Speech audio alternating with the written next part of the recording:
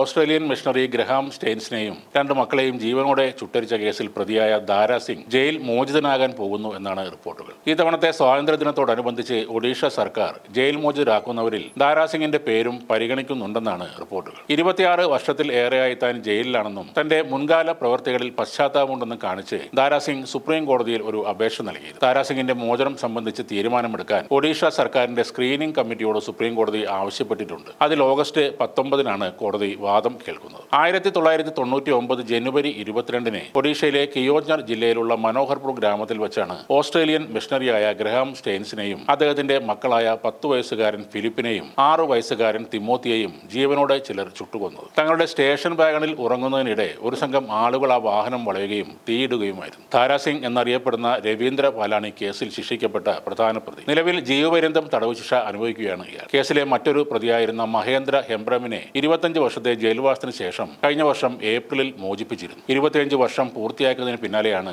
ജയിലിലെ നല്ല പെരുമാറ്റത്തെ തുടർന്ന് വിട്ടയക്കാൻ ശിക്ഷാ ഇളവ് പരിഗണിക്കുന്ന സമിതി ഇയാളുടെ പേര് ശുപാർശ ചെയ്തത്. എന്നാൽ പുറത്തിറങ്ങിയ ഇയാൾ മാധ്യമങ്ങളോട് പറഞ്ഞത് നിരപരാധിയായ തന്നെ ഈ കേസിൽ കുടുക്കുകയായിരുന്നു എന്നാണ്. ഒഡീഷയിലെ കുഷ്ഠരോഗികൾക്കിടയിലും ആദിവാസികൾക്കിടയിലും വർഷങ്ങളായി സേവനം അനുഷ്ഠിച്ചിരുന്ന ഓസ്ട്രേലിയൻ മിഷണറിയായിരുന്നു ഗ്രഹാം സ്റ്റെയിൻസ്. അന്ന് ഒഡീഷയിലെ കിയോഞ്ജർ ജില്ലയിലുള്ള മനോഹർപൂർ ഗ്രാമത്തിൽ ഒരു വാർഷിക സഭായോഗത്തിൽ പങ്കെടുക്കാൻ എത്തിയതായിരുന്നു അദ്ദേഹം. രാത്രിയിൽ വളരെ കൂടിയ തണുപ്പായതിനാൽ തന്റെ മക്കളായ 10 വയസ്സുകാരൻ ഫിലിപ്പിനും 6 വയസ്സുകാരൻ തിമോത്തിക്കും ഒപ്പം തന്റെ സ്റ്റേഷൻ വാനിന്റെ ഉള്ളിലായിരുന്നു ഗ്രഹാം സ്റ്റെയിൻസ് ഉറങ്ങിയിരുന്നത്. അർദ്ധരാത്രിയിൽ ദാര സിംഗിന്റെ നേതൃത്വത്തിലുള്ള അക്രമി സംഘം ഈ വാഹനം വളയുകയും പുറത്തുനിന്ന് പൂട്ടിയ ശേഷം വാനിന് തീയിടുകയുമായിരുന്നു. ജീവന് വേണ്ടി പിടഞ്ഞ ആ പിതാവിനും പിഞ്ചു കുഞ്ഞുങ്ങൾക്കും വാനിന് പുറത്തു കടക്കാൻ അക്രമികൾ ഒരവസരവും നൽകിയില്ല. 3 പേരും ആ വണ്ടിക്കുള്ളിൽ കിടന്ന് ജീവനോടെ വെന്തു മരിക്കുകയായിരുന്നു. രാജ്യവ്യാപകമായി വലിയ പ്രതിഷേധം ഉയർന്നതിനെ തുടർന്ന് കേസ് CBI ഏറ്റെടുത്തു. പിന്നീട് ഒഡീഷയിലെ മയൂർഭഞ്ച് കാടുകളിൽ ഒളിവിലായിരുന്ന മുഖ്യപ്രതി ദാര സിംഗ് എന്ന രവീന്ദ്രപാൽ സിംഗിനെ പോലീസ് അറസ്റ്റ് ചെയ്തു. 2003 സെപ്റ്റംബറിൽ ഭുവനേശ്വറിലെ പ്രത്യേക CBI കോടതി മുഖ്യപ്രതി ദാര സിംഗിന് വധശിക്ഷയും മറ്റ് 12 പ്രതികൾക്ക് ജീവപര്യന്തം തടവ് ശിക്ഷയും വിധിച്ചു. 2005-ൽ ഒഡീഷ ഹൈക്കോടതി ദാര സിംഗിന്റെ വധശിക്ഷ